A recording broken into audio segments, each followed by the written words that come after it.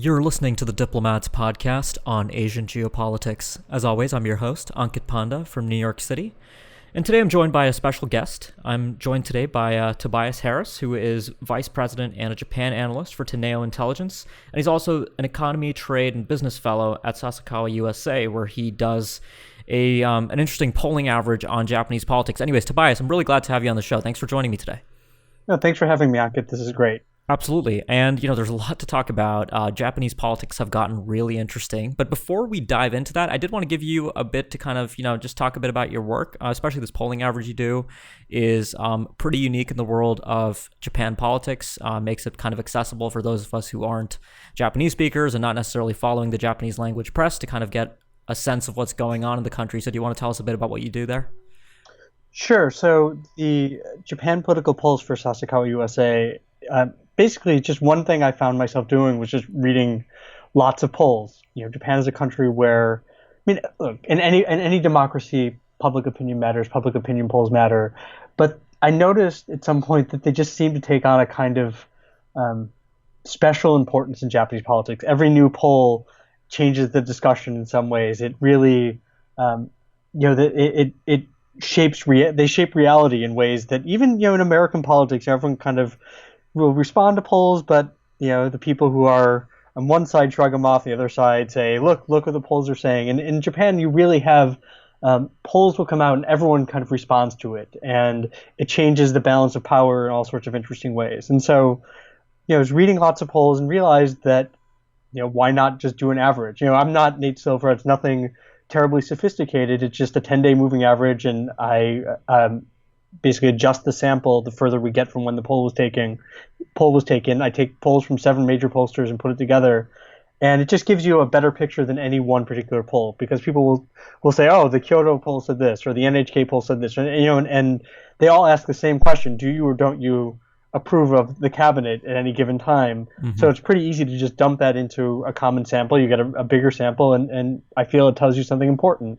And actually, as part of that, I also just will generally a couple times a month do a longer analytical piece that looks at some of the interesting data points in the polls that we've seen in recent weeks. So I had a big one the day that Abe announced that he was going to dissolve the Diet and call an election, that looked at basically what the last 2 months of polls showed us that enabled him to come to that decision, why he felt confident in making that decision. So that's the kind of thing I do with Japan political polls. It's kind of a fun project, and I think it's important. I think it's important in DC in particular for people who maybe aren't really Japan watchers but want to know what's going on with Japan, or dealing with the Japanese government in some capacity, to know what's going on behind when you're sitting across the table from a Japanese politician. What sort of context are they working in? And the polls tell you a lot of that. Absolutely. And I should note for our listeners that Tobias he runs one of my favorite kind of Twitter accounts, I guess, on Japan. He's constantly tweeting about articles and things that he finds interesting, a lot of it in the Japanese language, which I don't have, so I find that to be quite useful. And every time I kind of travel to Japan, I'll kind of refer to what Tobias has been talking about. So you're kind of my cheat sheet on Twitter a bit on on Japanese domestic politics. But yeah, we have a lot to talk about today. You kind of gave us a little bit of a hint of what's on the agenda. So there will be a snap election in Japan later this month on October 22nd, and Japanese politics have kind of gone all topsy-turvy. For listeners who regularly listen to this podcast, you may recall we had Mina Pullman on a few weeks ago. I guess it's been months now. Time flies. To talk about scandal-ridden Abe in the summer, about the Morimoto and Kakegakuen scandals, and all that now seems like it's in the distant path. Abe's obviously made this decision now to hold a new election. North Korea, in the meantime, has placed itself firmly at the top of the national security agenda in Japan and across most of the region and most of the world, with 2 ballistic missile overflights of Japan on August 29th and September 15th. And that is a big part of the picture right now. But also, Tobias, I want to talk a bit about something that doesn't really come up in a lot of discussions about Japanese politics in a while, which is the state of the opposition. And I don't know where you want to start, actually. I kind of want to, let you guide the conversation a bit. So what do you think, should we maybe talk about why Abe decided to make this decision that he did in the first place? Let's start there, and then we'll talk a bit about the opposition later. Sure. So I think for the better part of this year, at least at the start of this year, there's a lot of discussion about Abe calling an early election. It's a way to renew his mandate for another 4 years, buy him some more time in power, make it harder for his Liberal Democratic Party to deny him a third term as leader when his second term ends in September of next year, and they changed the rules specifically so he could run for that third term. So you call an election, gets his party a new mandate. It would be a cakewalk because really the Democratic Party had been polling or has been polling in the single digits for basically since the last time you had a general election. They have shown no ability to convince the public to overcome, I think, some of the memories they have of when the Democratic Party of Japan was in power in 2012. They've never really had a good answer, to the policies and politics that Abe has presented the Japanese people, and that was how things looked right up until February or March of this year, and that's when the scandals that you mentioned hit. And over the course of, the really troublesome scandal was the Kakegakuen scandal, because it just kept going and they didn't really have any answer to any of the allegations that were coming up.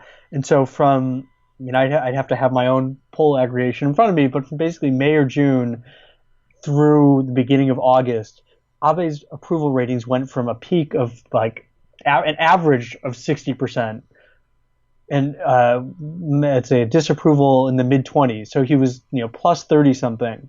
And by the beginning of August, when he reshuffled his cabinet on August 3rd, his approval ratings had fallen to something like at least negative 15, if not worse than that. Mm-hmm. So you had this huge swing. And in the process, you got kind of a resumption of the traditional LDP way of governing Japan, which is you have a prime minister, but at the same time he's doing battle with factions, he's doing battle with potential claimants to the throne. He's got his hands full with intra-party politics, and Abe basically pushed that away for years. And you had this stable government, this consistent government. You had people staying in cabinet positions for longer. You had Abe just there, going about his business and enjoying popularity, and all of a sudden it looked like everything was falling, the wheels were just falling off. Mm-hmm. And August comes and he reshuffles his cabinet. He gets rid of a few problematic ministers. He says, we're going to get serious about economics again. And of course, North Korea heats up again. And I think, in the last piece I wrote for Japan Political Pulse, I think if you look at the actual text of polls, it's hard to say explicitly that, there's not a question that says, I support Abe because of how he's handling the North Korea crisis. There's nothing that explicit. But the North Korea crisis, it took a lot of the scandal out of the media. The media was not talking about them anymore, and that also was the case because the Diet was in recess, and so no one was asking Abe uncomfortable questions in parliamentary hearings. So you didn't have that. Those clips of lawmakers asking him, how do you explain that there are all these pictures of you with this guy who got a nice deal from the government. So that coverage went away anyway. But I think North Korea filled that in.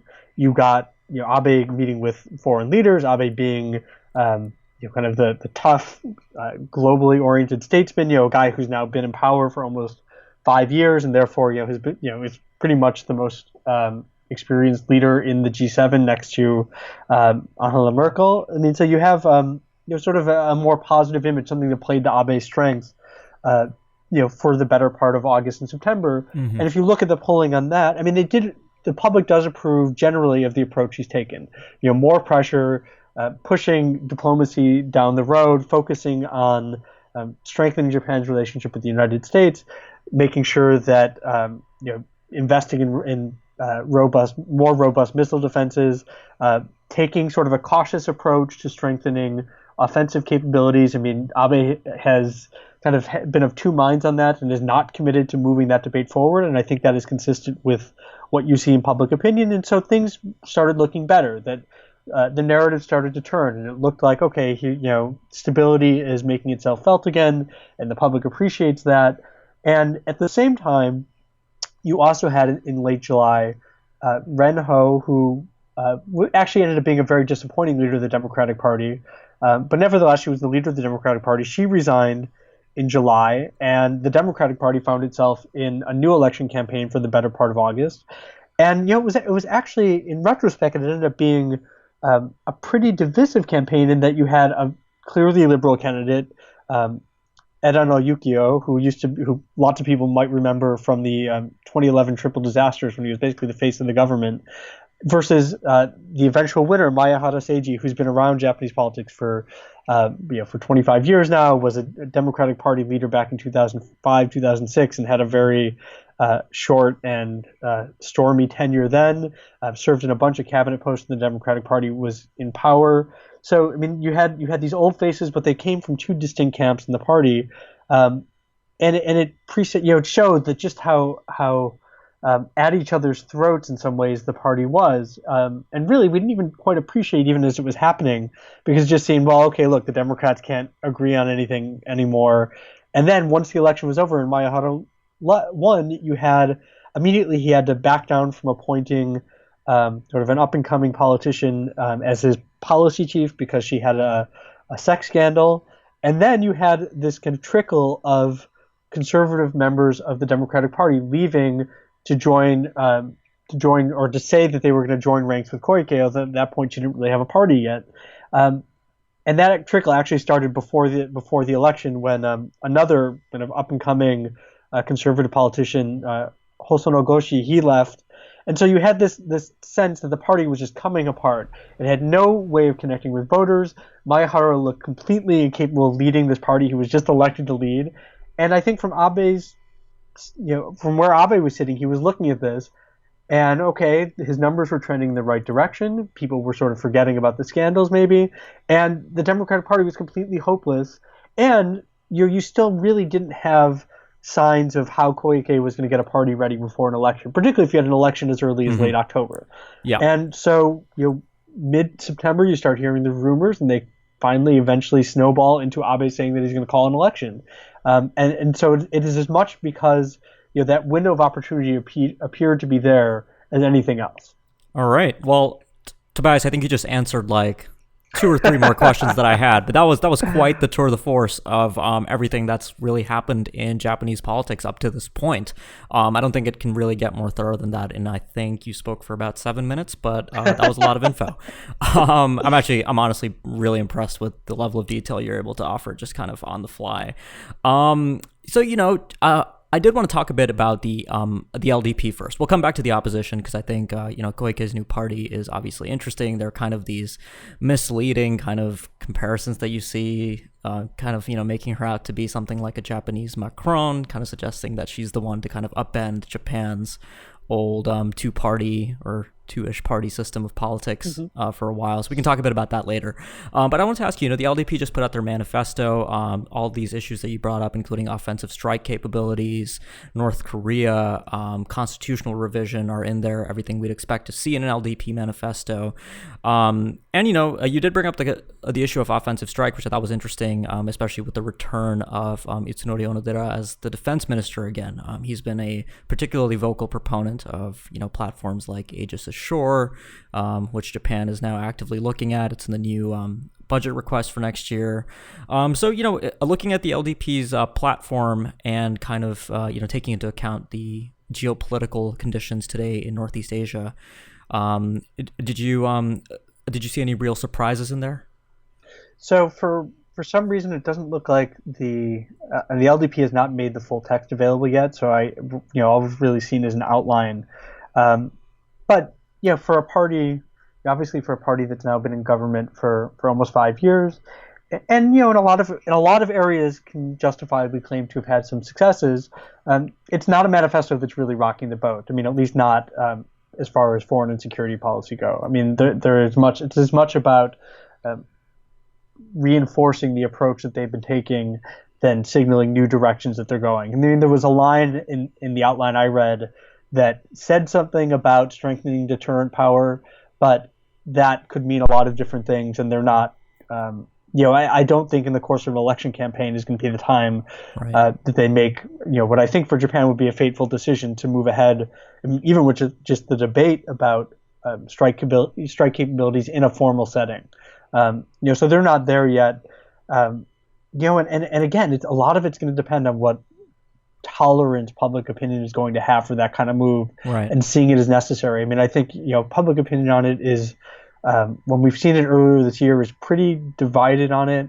And I think it's the kind of thing that, depending on how it's handled, that needle could move into opposition pretty easily, depending on the circumstances. And so, I don't think we're going to see more clarity on that during the campaign.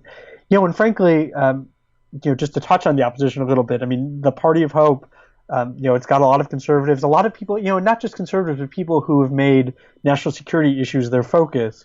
And even they, I mean, obviously it's early days, the party's only a week old, but I'm not necessarily expecting that we're going to see them staking out a position much further beyond where the LDP is now.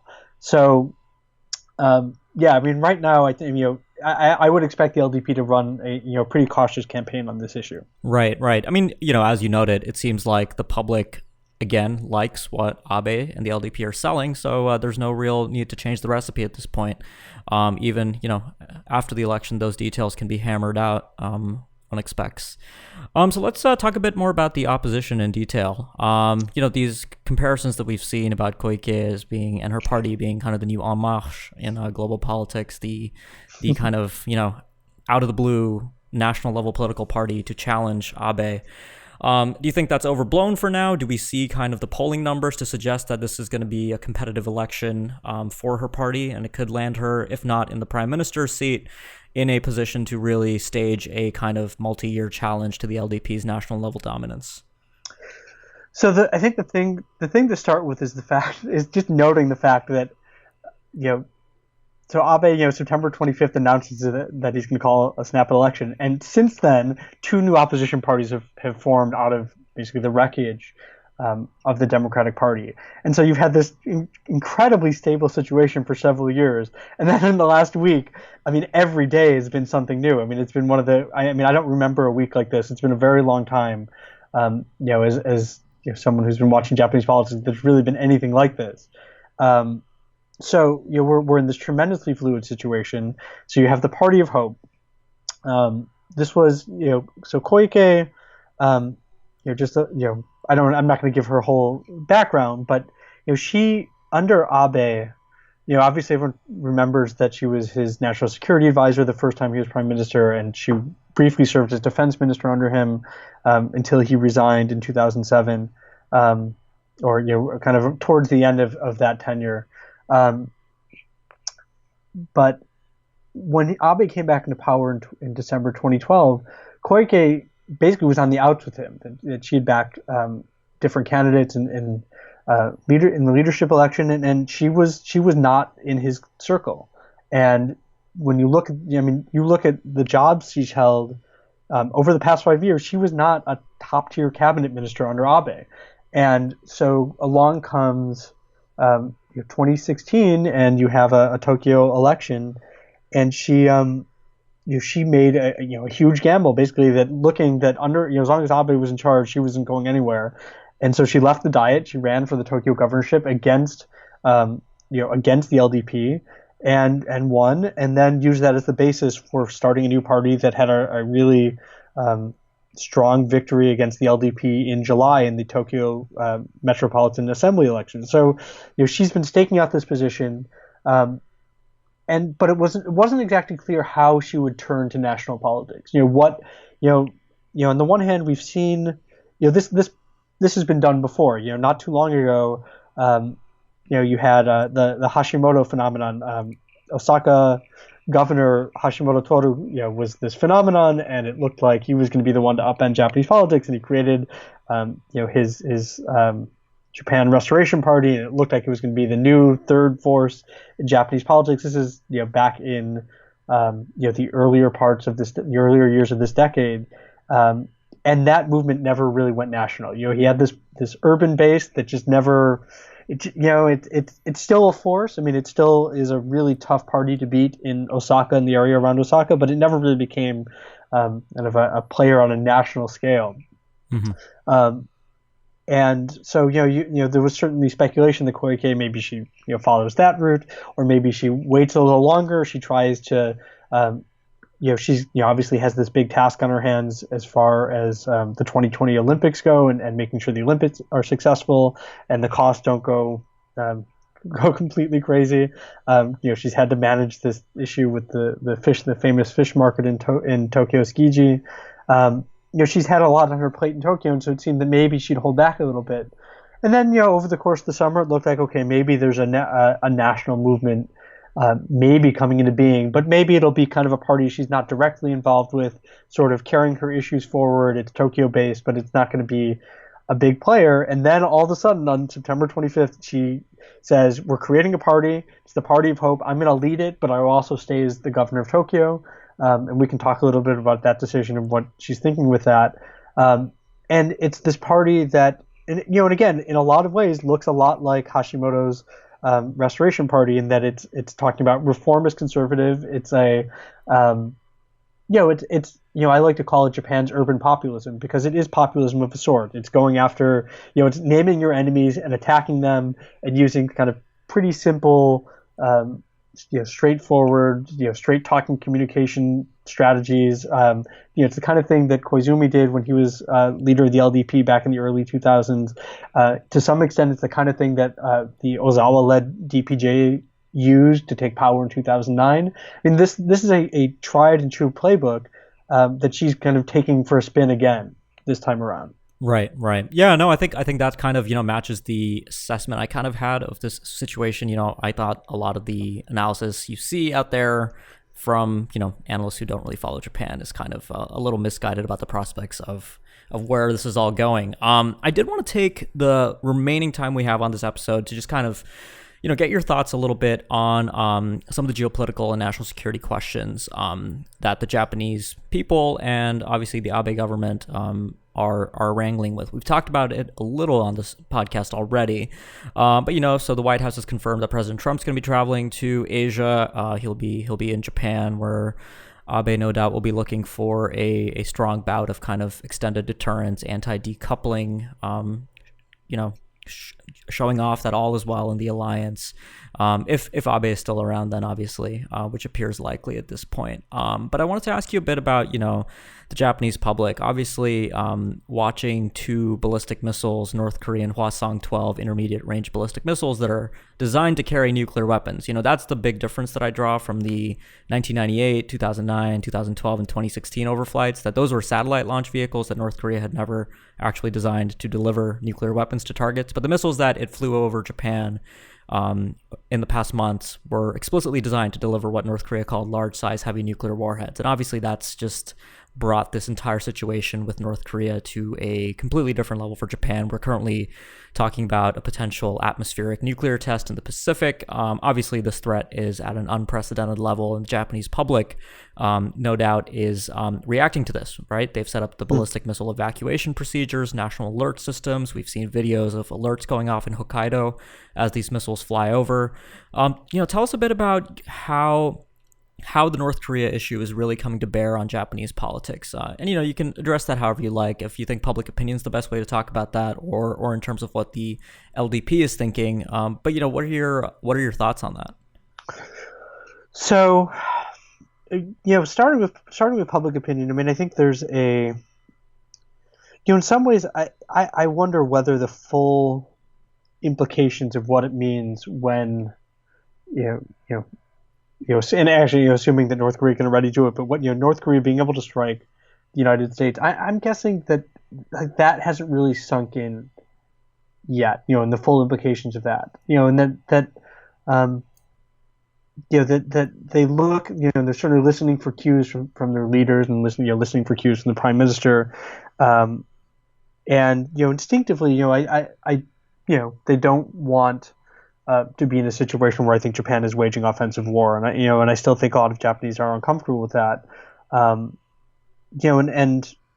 this point, I think they support the government doing what is tried and familiar. That you rely on the U.S., you make sure that the U.S.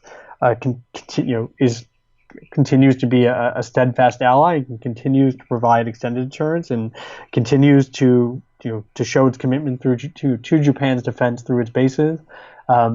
I think support, as far as I can tell, support for missile defense, whether it works or not, is strong, and people continue to support investment in that.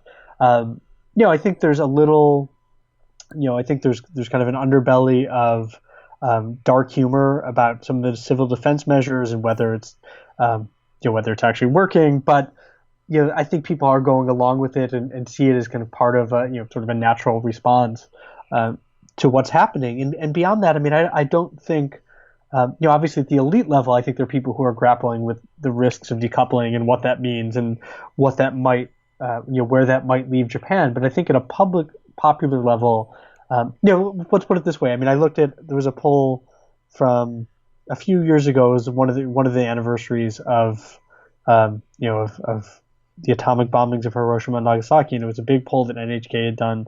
And I mean, most of the public didn't even support the nuclear umbrella with the United States. Where I'm guessing maybe now, if you ask that question more explicitly, people would say, "Sure, we're fine with it."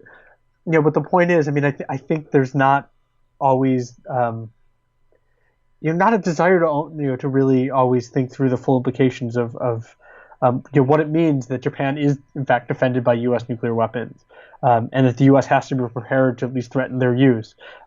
It's not something that I think on any given day most Japanese don't want to think about that. It's kind of an uncomfortable thing to think about. Mm-hmm. And there hasn't really been a whole lot of movement on that. I mean, I think you had this moment during the summer where Ishiba Shigeru, who has made no secret of his desire to succeed or replace Abe, tried to say, well, we need to have a debate about revising our 3 non-nuclear principles, where we won't possess, use, or allow on our territory nuclear weapons. That maybe we should make it 2. That okay, we're not gonna build, we're not gonna have them on our own, but maybe we should let the U.S. deploy its nuclear weapons to our soil. And that debate went nowhere. No one wanted to take him up on his offer. I mean, he kind of kept repeating it a few times, but no one seemed interested in actually engaging in that discussion. And that still seems to be kind of the dominant sentiment. And I think if there were clearer signs of maybe we can't rely on the U.S. I mean, I don't even kind of shudder to think about the kind of incident that might lead to that. But nevertheless, I mean, I think it will take something epochal, some event that is just so jarring and at odds with everything that has come before to really get people to think, okay, the status quo is not working anymore. But right now, I mean, I think until that moment comes, I think there's dare I say, a complacency on the part of the public, and sort of a hope that kind of this mix of diplomacy with every other country except North Korea and sanctions and looking for extended deterrence guarantees from the United States, that somehow you can get this mix to work if you just keep at it. But there's still not kind of a public push beyond going further and finding, even with new conventional capabilities, there's not that public push yet. Right. And, it really seems like at the elite level, this is what's happening right now. And, things are really shaking out with North Korea right now. Nobody really knows where things are going to be a year from now. I mean, capabilities-wise, we have a pretty good idea about where North Korea will be when it comes to its actual ballistic missile and nuclear capabilities, but we don't know what the Trump administration is originally ultimately going to decide. I mean, we've kind of seen, particularly these past few weeks, it's been painful being a North Korea watcher. But we're still waiting to see where things shake out. And I think, the Japanese government, South Korean government are too. I should quickly just really briefly just explain what decoupling is, since we explained it. We mentioned it a couple times, and it's a pretty important term to this discussion. Decoupling is basically an old Cold War era boogeyman that came up when the Soviet Union acquired ICBMs. Once the Soviets were able to hold the U.S. homeland at risk, Western European capitals, Paris, London, Bonn, had to assure themselves that the United States would still come to their assistance in a nuclear war. And that wasn't an easy task. It led to France briefly leaving NATO. So that threat now exists in Northeast Asia with both South Korea and Japan independently, because North Korea has shown itself to be capable of striking the U.S. homeland with an ICBM. So that's kind of why we've seen, at the recent U.S.-Japan 2+2 meeting, all of this extra attention to extended deterrence, a lot of kind of, more than usual of the ironclad language in both alliances. And it's just going to be a trend from here on out. Just the overall task of alliance reassurance is going to be all that more difficult for the United States. And Japan and South Korea will just be looking for all that more in terms of assurances more generally. Tobias, do you have any closing thoughts for us today? I mean, I would just say that so we're still 10 days, well, now 9 days in Japan, 9 days until the official start of the campaign, um, and expect things to get more turbulent. And I mentioned we didn't really circle back to, but we've had two new parties created in the last week. Polls are showing that I think the public is still kind of trying to figure out what exactly is going on. There's a tremendous number of undecideds and independent voters, which I mentioned that populist playbook in the past. That playbook is geared at getting independents out to vote. For sort of for an untried or kind of unusual political force. And so you have all these people out there waiting to see how they're going to vote, what they're going to do. And it's possible that they're going to just stay home and we'll see an outcome that somewhat looks like 2014 when Abe won, basically a second straight landslide victory, but on the back of record low turnout. Or we could see something unusual and independents do turn out for these new parties and you get something a little more unpredictable. And at that point, then we have to wonder how much longer we're going to have Abe around. Mm-hmm. All right. Well, so thanks. I'll leave us on that. Great. Thanks so much for joining me today. No, my pleasure, really. Absolutely. So that was Tobias Harris, and he runs a great Twitter account at Observing Japan. Really recommend you guys follow him if you're interested in kind of more detail in Japanese politics than you ever knew you wanted. All right, Tobias. Well, thanks for joining me. And for our listeners, if you haven't subscribed to the podcast, please do so. It really helps get our subscription numbers up, get the word out about the podcast, and do leave us a review. It also really helps the podcast on iTunes. Thanks a lot for listening.